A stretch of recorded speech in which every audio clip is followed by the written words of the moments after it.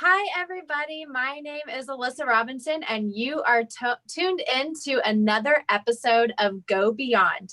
Just as a reminder to you, Go Beyond is an opportunity to dig deeper into Sunday morning's message.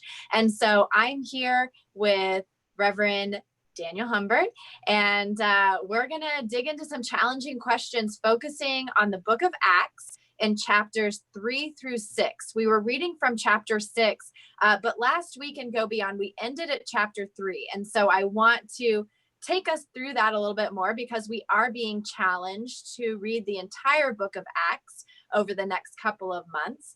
And so with that, I will go ahead and jump right in. So the very first question that I have is kind of a tough one. Because it kind of rubbed me the wrong way. So as I was reading through Acts, I was reading through Acts chapter 5, and it talked about a couple of people from the community who did not give their offering to the community. And as a result of that, they were struck down dead. And it's very interesting to read. It was a husband and his wife who intentionally withheld some of their crops from the community, and they were struck down dead. So this is supposed to be like communal living. We're sharing a life together. And so my question is, were people living communally and sharing with each other because they really wanted to out of the goodness of their heart, or because they were afraid that they were going to be struck down dead if they didn't? I don't understand, Alyssa. Are you troubled by the fact that people just get struck down by God? Is that the deal? It feels like the guilt theology to me. So it's just hard for me to wrap my head around, like, is this what communal living is supposed to be? Like guilt trip people and punish them if they don't show up? Yeah. Well, so a couple of things on that. And I appreciate you asking the question because that really is a challenging thought, right? So Acts chapter 2, Acts chapter 4, we get some powerful imagery about communal living and sharing of property and sharing of life and doing life together. The Greek word is koinonia. And then we get into chapter 5, and Ananias and Sapphira are basically struck down because they don't offer the truth, really. It's not so much that they don't offer something, because they do offer something. And, scholars have kind of varied on this over the centuries about what this all means. So I'm just going to tell you what I read into it and what I understand about it. Chapters 5 and chapter 6 of Acts are the beginnings of the breakdown of communal living and of what it means to live in koinonia, this deep-seated community, right? And so the first breakdown is chapter 5, and that breakdown is really more about not being honest and truthful. That is to say, Ananias says, hey, here's everything I got, when in fact it really wasn't everything I had. And then he gets struck down, and then his wife, they talk to his wife, and she says, hey, yeah, that was everything. But it really wasn't everything. And so when they talk to her, they express the fact that, golly, we never said you had to bring everything, but you told us you brought everything and you didn't really bring everything. And so they're not being struck down because they don't share everything. They're actually being struck down because in community, we have to be able to trust one another. We have to be able to honor one another. And so their sin, if you will, is that they're not trustworthy. And so it kind of speaks into the breakdown of community, because of course, if I'm going to live with you, share with you, do life together with you, I've got to be able to trust you wholeheartedly.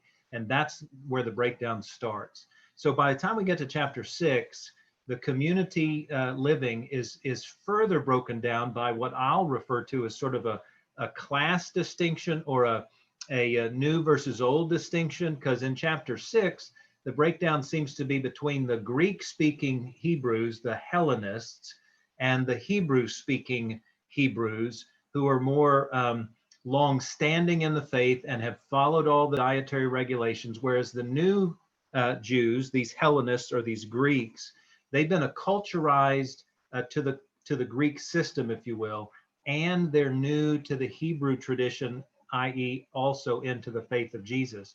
And they feel like they're being not treated fairly, or not getting sort of all the goods, if you will. And so that's when they start to complain. So that's what's taken shape here, is a breakdown in trust, a breakdown in community, and then a breakdown in human relationships. That's what's going on.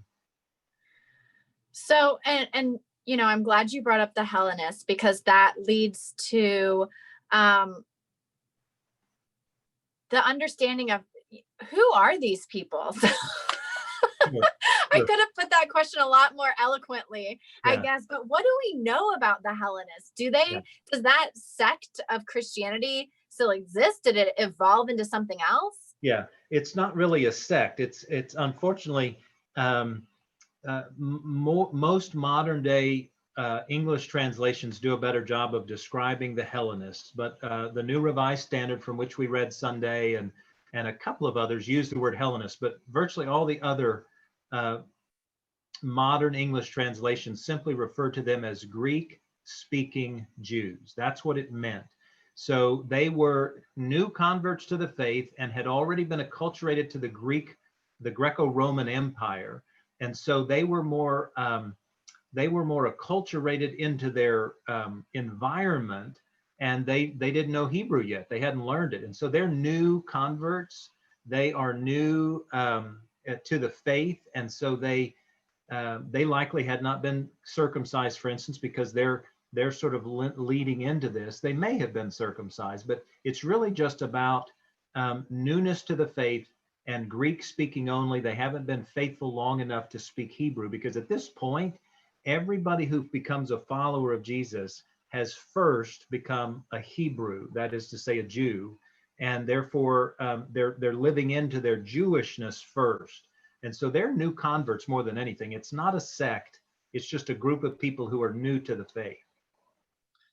So the story that we were reading in Acts 6 was basically the Hellenists come forward to the leaders of this movement and say, hey, we're not being taken care of. And they specifically call out their widows. Their widows aren't receiving the food that everyone else is receiving.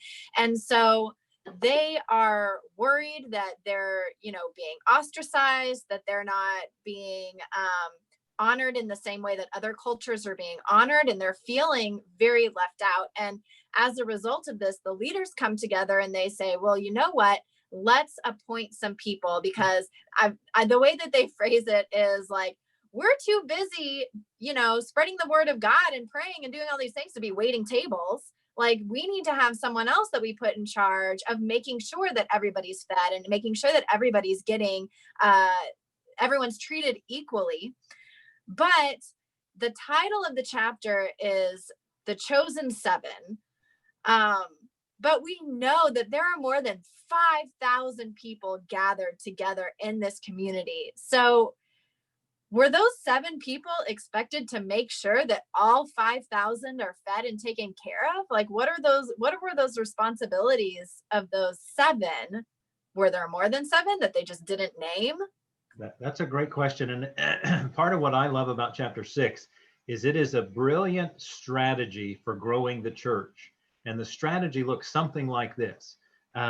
Number one, we need to identify we've all got gifts, and some of us have gifts for preaching and teaching. That's what the apostles were saying. It's an unfortunate phraseology when they talk about, not waiting tables. That really wasn't derogatory or condescending. It was a cultural way to describe servanthood. And it really does sound bad in modern day world, but it was really a very well accepted and well understood phrase that meant some of us are going to teach and preach, and some of us are going to serve. Some of us are going to do what needs to happen here. And so the strategy turned into, let's own our gifts. Let's recognize we each have roles to play. And we currently don't have enough servants. We currently don't have enough diakonos. That's the Greek word, and it means servant ministry.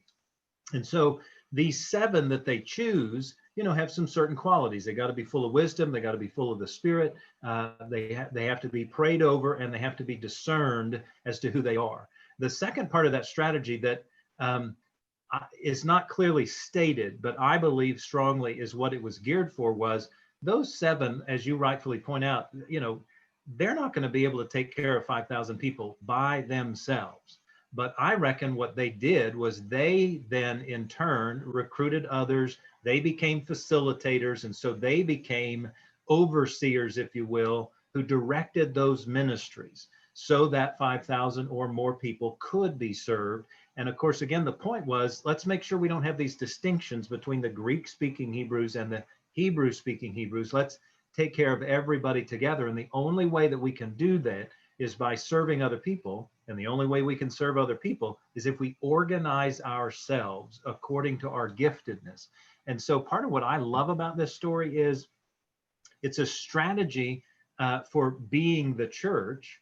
And the way we do that is acknowledging our giftedness, but it's also about serving other people. I mean, I reckon as well that it's not just the 5,000 who will be served eventually, but it'll also be the community, non-believers as well. And that the church's strategy for growth was to serve others. It wasn't so much about evangelizing. That would come later. I mean, when we get to chapter 8 next week, that will come. But the initial strategy is to serve and to provide for other people. And I think that's something we need to learn in this re-church strategy ourselves is we've clearly left the building, right, during this COVID time. And a part of what we're recognizing is real ministry has very little to do with the building. Real ministry has to do with serving other people and helping other people to know that they are loved and cared and provided for. And the first century church knew how to do that. So they strategized. Well, and I think that another thing that is very similar today is I imagine that we still have people who feel like the Hellenists in the church today.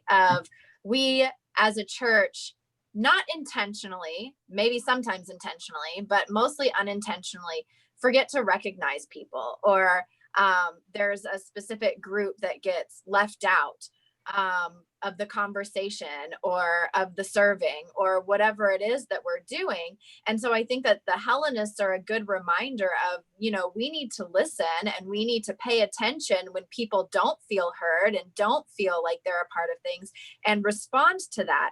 But I'm just curious, in your view, who would you see as the Hellenists of the church today, who are kind of raising their hands and saying, help me out here. We're not being treated equally.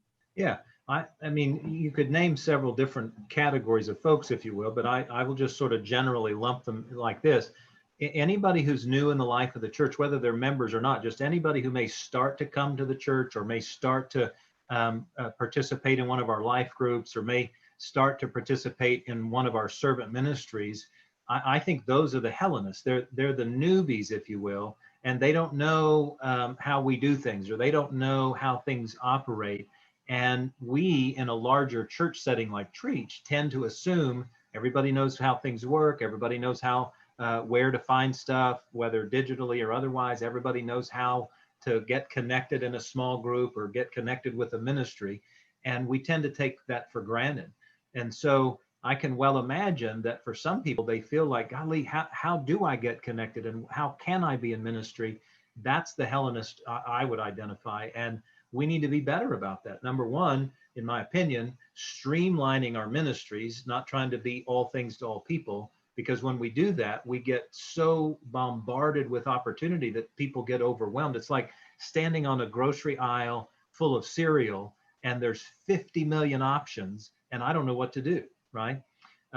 In the church, we just need to be a little more focused, and we need to be a little more diligent about welcoming folks and helping them get ingrained in small group worship ministry and just direct them, because otherwise you can feel really lost and feel as though you therefore are a second-class citizen because you don't know where things are, how to achieve things, or how to get stuff done.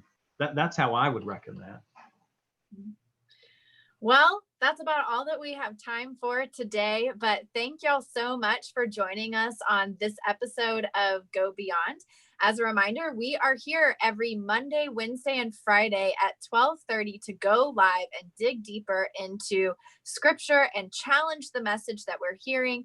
Obviously, I have a lot of questions. If you have a lot of questions too, remember, you can go to tmumc.org/go-beyond and you can submit your questions. You can also comment on Facebook anytime that you have a question or a comment that you want to I'm checking Facebook while we're watching right now. So I see you and I see what you're commenting, and we want to be able to respond to that. So for all previous episodes and to get more connected, go to tmumc.org/go beyond, and we will see you on Wednesday.